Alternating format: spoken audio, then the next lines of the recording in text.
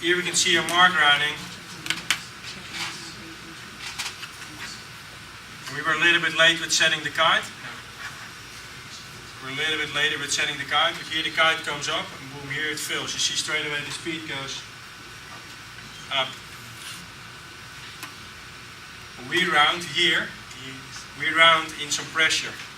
This boat didn't have that pressure. You can see our speed was is more than the other boat in front, but that's only because we have more pressure. You see, as soon as the pressure hits him, he goes up to actual more speed. So if you round a windward mark and you don't have that pressure at the moment, you should realize, like, okay, we don't have that pressure, so somebody will come from behind and will blow to you. Like that lead you had will decrease, because the wind, by the time the wind reaches you, that boat will be there as well. So no worries, there's nothing wrong with your setting, there's nothing wrong with your sailing, it's just pressure coming from behind and those boats will sail to you. What do you do in those situations is you want to position yourself that if they come, that you can actually, that you are in the position to get that pressure also. So the pressure comes from behind and it floats in here and you keep sailing away from it, so it's better just to jibe in and set yourself up that you hit that pressure as well. The distance you're going to lose for sure. You can only use that distance to reposition yourself to when they come, that you can sort of like catch them or like fend them off and sail with them. Do you generally set your tactics up for the same third principles? Quarter, half, quarter? Yeah. For downwind? Yeah, for downwind. Yeah. We're discussing back here about the guys right in front of us. They were frustrated because they didn't jibe before us. Yeah. And when you are to the corner, you usually want to, if that boat in front of us should, once you get to that last side of the course, like the last 10% over there, they you should can see always like lead. we're all the time working our way inside this Yeah, boat. so that you're above, right? So if we try to protect him, we try to like attack him of jibing, and as soon as he jibes, we jibe with him and we're right on top of him. Yeah. The other thing was like a little bit of breeze filled in, and the breeze was actually going right. Yeah, you see, you could see our line here. The breeze went a little bit right here, and I couldn't maintain the position anymore on his inside. And by looking at the breeze, I was like, oh man, I need to wait, because the breeze hasn't really filled in here for us to be able to jibe straight away and have that breeze and be on that ley line. So we had to wait, and luckily they waited as well with jibing, but they were out of protection of our offensive mode. So we were like, okay, the pressure is coming and it is going right, so I can jibe a little bit earlier, and the pressure will bring me to the ley line, to the mark.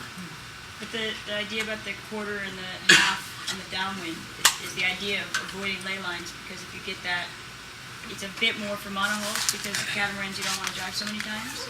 But you limit your options when you get to that last quarter by going out to the final ley line or something like that. So you really want to think about it, oh, we're at the quarter to the bottom, and where are we? So you were this side of Key. Oh yeah, he overstood by quite a bit. So we were kind of looking at the Argentine boat he was there coming from here. and trying to figure out how to work down on Mischa. What I regret was not calling for the jibe soon enough. When we got across Mischa's bows, when we worked down on him, we had two opportunities to jibe. I didn't call for that jibe because I was looking at these guys still working down the course, so I didn't want to call it too early. But those were our opportunities to defend against Mischa, because in this position, we have no defense at all. But that switch as a team to make from defense to offense and the other way around is really important. And why is that important? Rounding a windward mark in first, you're in offensive mode. So you need to be positioning yourself so if the other boats get pressure, that you can.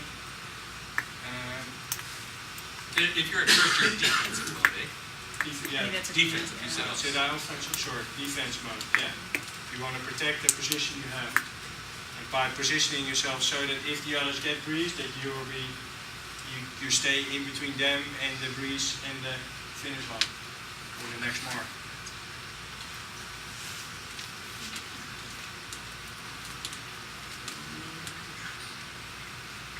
So You see like our speed is a bit more up, but it's because this pressure patch is filling in from this side, so we get the pressure first and we come all the way down again to now it's hitting them again, and we do almost the same speed again. This is the moment where they died off a little bit because we sailed over the top, and now they're the same speed again.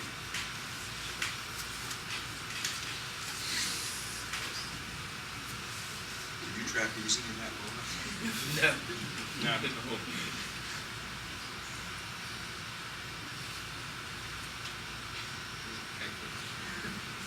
That's one of those things.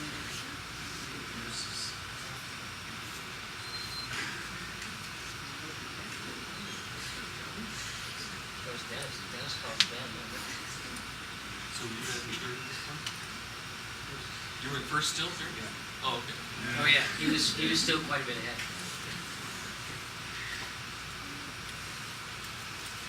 So this was also an interesting moment because we were there's pressure from the right which came in. It was a righty with pressure which came in, but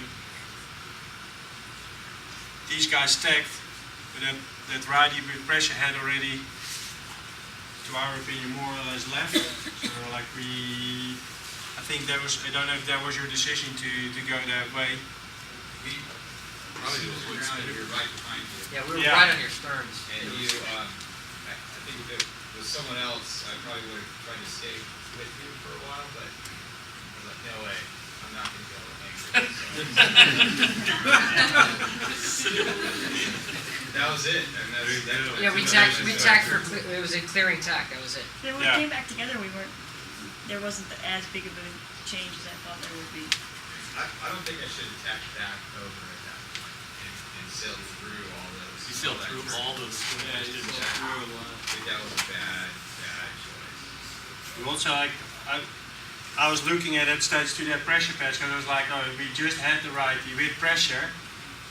Upwind, can I go straight away for that one again? But he might be a little left already, so I also tried to pinch him off to see if he would tack and like go to the place where I think the wind wasn't there yet. Stop here for a second. Dennis is saying tacking into all those spinnakers is really bad.